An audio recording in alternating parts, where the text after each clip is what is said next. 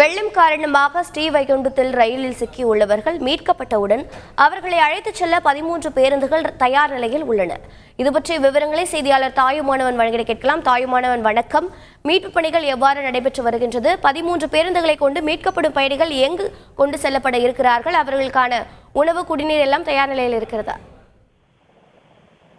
மோசமான வானிலை காரணமாக ஸ்ரீவைகுண்டம் ரயில் நிலையத்துல சிக்கியிருக்கக்கூடிய பயணிகளை நேற்று நள்ளிரவு மீட்க முடியாத ஒரு சூழல்ல இன்று காலை முதல் தற்போது மீட்பு பணிகள் என்பது மேற்கொள்ளப்பட்டு வருகிறது.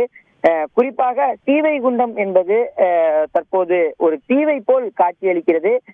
ரயில் நிலையத்துல பார்த்தோம் என்றால் சுமார் 500க்கும் மேற்பட்ட பயணிகள் சிக்கி தவிக்கிறார்கள். அவர்களை மீட்பதற்கு பல்வேறு வழிகளை மேற்கொண்டாலும் கூட எந்த வழியிலுமே அணுக முடியாத ஒரு சூழலே நீடித்து வருகிறது. காரணம், காட்டாற்று வெள்ளத்தின் காரணமாக NDRF வீரர்கள் அவ்வளவு எளிதாக அணுக முடியாத ஒரு சூழலே நீடித்து வருகிறது. இந்த நிலையில்தான் ஹெலிகாப்டர் உதவியுடன் தற்போது ஸ்ரீவைகுண்டத்துல சிக்கியிருக்கக்கூடிய அந்த பயணிகளுக்கு தேவையான அந்த உணவுகள் என்பது வழங்குவதற்கான பணிகள் என்பது மேற்கொள்ளப்பட்டிருப்பதை பார்க்க முடிகிறது. ஸ்ரீவைகுண்டம் ரயில் நிலையத்துல சிக்கியிருக்கக்கூடிய பயணிகளை மீட்கக்கூடிய பணிகள் என்பது தற்போது துவங்கி இருக்கிறது. மோசமான வானிலை காரணமாக நேற்று நள்ளிரவுல அந்த பயணிகளை மீட்க முடியாத ஒரு நிலையில உணவுப் பொருட்கள் கூட வழங்க முடியாத ஒரு நிலை என்பது இருந்தது. இந்த நிலையில இன்று காலை முதல் அந்த மீட்பு பணிகள் என்பது துவங்கியிருக்கிறது.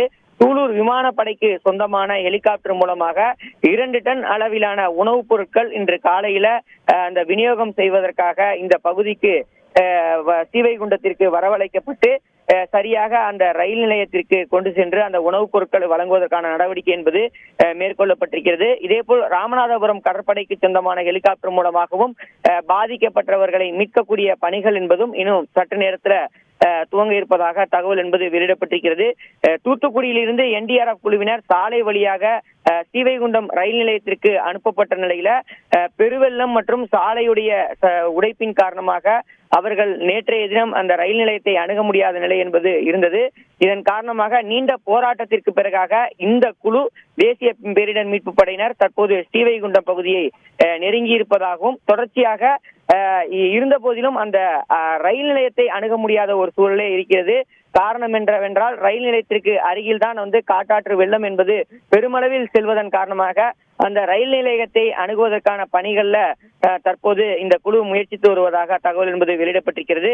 நேற்று முன்தினம் திருச்செந்தூரில் இருந்து சென்னை எழும்பூருக்கு புறப்பட்ட இந்த ரயில்ல திருநெல்வேலியை நோக்கி வந்து கொண்டிருந்த போது செய்துங்கநல்லூர் பகுதியில அந்த இருப்பு பாதையில காட்டாற்று வெள்ளத்துல அடித்து செல்லப்பட்டதால் பாதுகாப்பு காரணங்களுக்காக இந்த ரயில் என்பது ஸ்ரீவைகுண்டம் ரயில் நிலையத்தில் நிறுத்தி வைக்கப்பட்டிருந்தது. இந்த ரயில்ல 800 பயணிகள் பயணித்த நிலையில நேற்று மதியம் 1:30 மணி நிலவரப்படி மாவட்ட நிர்வாகம் உதவியுடன் 300 பேர் பத்திரமாக மீட்கப்பட்டிருந்தார்கள்.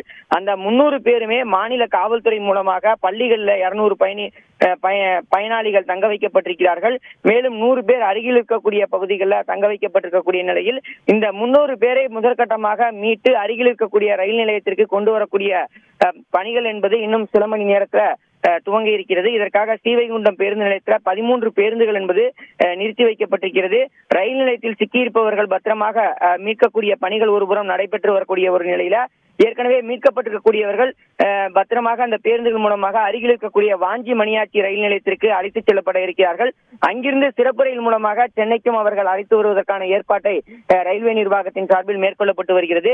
அதே சமயம் ரயில் நிலையத்தில் சிக்கியிருக்கக்கூடிய 500 பயணிகளை மீட்பதற்கு தற்போது ஹெலிகாப்டர் உதவியுடன் தற்போது உணவுப் பொருட்கள் என்பது வழங்கப்பட்டு வருகிறது. இதற்கு அடுத்தபடியாக இந்த 500 பேரை மீட்பதற்கு தேசிய பேரிடர் மீட்பு படையினர் தொடர்ந்து விரைந்த வண்ணம் இருக்கிறார்கள். ஸ்ரீவைகுண்டம் பகுதியை அவர்கள் நெருங்கி இருக்கக்கூடிய நிலையில் அடுத்த கட்டமாக ரயில் நிலையத்தை நெருங்குவதற்கு குறித்து அவர்கள் அடுத்த கட்ட முயற்சிகளை மேற்கொண்டு வருவதாக தகவல் என்பது வெளியிடப்பட்டிருக்கிறது. ஏற்கனவே நெல்லையில் இருந்து ஸ்ரீவைகுண்டம் நோக்கி மீட்பு பணிகளுக்காக புறப்பட்ட 2 பேரிடர் மீட்பு குழுவுல ஒரு குழு 2 கிலோமீட்டர் வெள்ள நீரை கடந்திருப்பதாக தகவல் என்பது வெளியிடப்பட்டிருந்தது. இன்னும் 7 கிலோமீட்டர் வெள்ள நீரை கடந்து அவர்கள் உள்ளே சென்று ஒரு பத்திரமாக அங்க இருக்கக்கூடிய பயணிகளை மீட்பார்கள் என தகவல் வெளியிடப்பட்டிருக்கக்கூடிய நிலையில் தூத்துக்குடியில் இருந்து நேற்றே புறப்பட்ட அந்த மீட்பு குழு மற்றும் தற்போது NDRF குழு ஸ்ரீவைகுண்டம் பகுதியை அடைந்து விட்டது. இருந்த போதிலும் அந்த காட்டாற்று வெள்ளம் அதிகமாக இருப்பதால் ரயில் நிலையத்தை அணுக முடியாத நிலை இருக்கிறது. இன்னும் சில மணி நேரத்தில் அவர்களும் உள்ளே இறங்கிய பிறகாக பத்திரமாக பயணிகளை மீட்டு பேருந்துகள் உதவியுடன் வாஞ்சி மணியாச்சி ரயில் நிலையத்திற்கு அழைத்து வருவார்கள் என எதிர்பார்க்கப்படுகிறது. விரிவான தகவல்களுக்கு நன்றி தாயுமானவன். செய்திகளை உடனுக்குடன் தெரிந்து கொள்ள உடனே சப்ஸ்கிரைப் பண்ணுங்க.